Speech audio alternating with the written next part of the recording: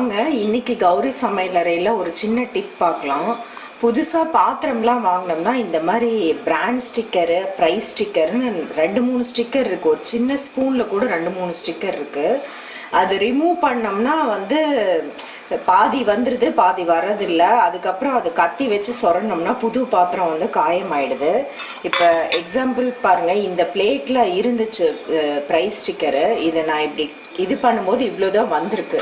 இதுக்கப்புறம் ஒன்றா நான் ஈரம் பண்ணி இப்படி நகத்தால் சுரண்டி எடுக்கணும், இல்லை கத்தி வச்சு ஸ்போர்க் வச்சு சுரண்டணும்.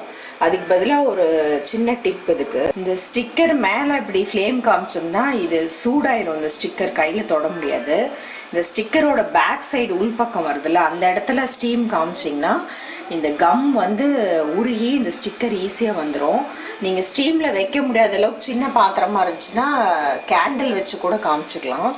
இப்போ பாருங்கள், இதை எப்படி கமுத்தி வைக்கிறேன் இந்த கப்பை. ஏன்னா உள்பக்கம் ஸ்டீம் படும், அப்போ அந்த ஸ்டிக்கர் சூடாகும். ஸ்டிக்கரோட பேக் சைடு காமிச்சிட்டு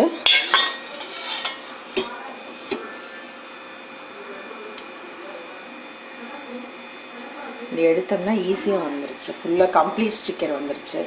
இந்த லேசாக கம் சூடாக இருக்கிறது நீங்கள் விளக்குனீங்கன்னா உடனே போயிடும். இந்த புது வானொலியில் காமிக்கிறேன். உள்ளே ஒரு ஸ்டிக்கர் இருந்துச்சு, அதை நான் ரிமூவ் பண்ணும்போது பாருங்கள், அப்படியே ரிமூவ் பண்ணும்போது முக்கால்வாசி கொஞ்சம் கொஞ்சம் வராமல் இருக்குது. இந்த சைடு ஒரு ஸ்டிக்கர் இருக்குது. இப்போ இது ஃப்ளேமில் காமிக்கிறேன் நான். இது உள்ளேயும் ஹீட் ஆகணும்.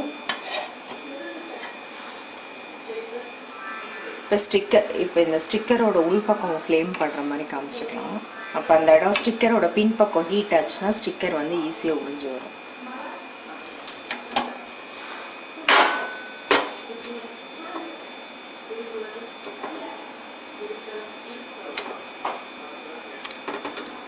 இந்த பக்கமும் ஒரு ஸ்டிக்கர் இருக்கு. இதுக்கும் நான் இந்த பக்கம் காமிக்கிறேன். இப்போ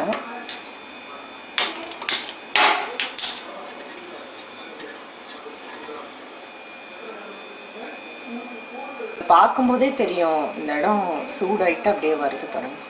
ஸ்டிக்கர் லேசாக இதாகி வரும்.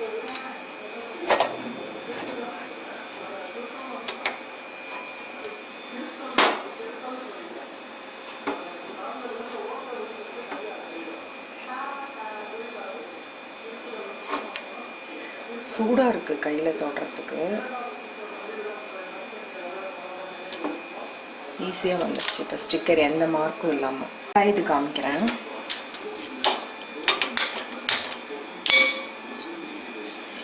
இல்லை நீங்கள் இந்த பர்டிகுலர் ஸ்பேஸுக்கு அடியில் காமிக்கணும், இந்த இடத்துல காமிக்கணும்னா நீங்கள் கேண்டில் வச்சு கூட இந்த இடத்துல இப்படி காமிச்சு எடுத்துக்கலாம்.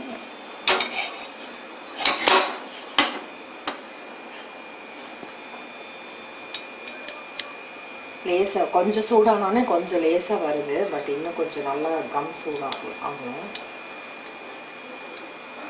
ஈஸியாக வந்துருச்சு. சென்டரில் வைக்க ஒரு ஸ்டிக்கர் இருக்குது. நீங்கள் வச்சுட்டு லேசாக இப்படி பீல் பண்ணி பார்த்தீங்கன்னா வருதா, ஈஸியாக கிளியாமல் வருதான்னு செக் பண்ணிவிட்டு ஈஸியாக எடுத்துடலாம். நீட்டாக வந்துருச்சு.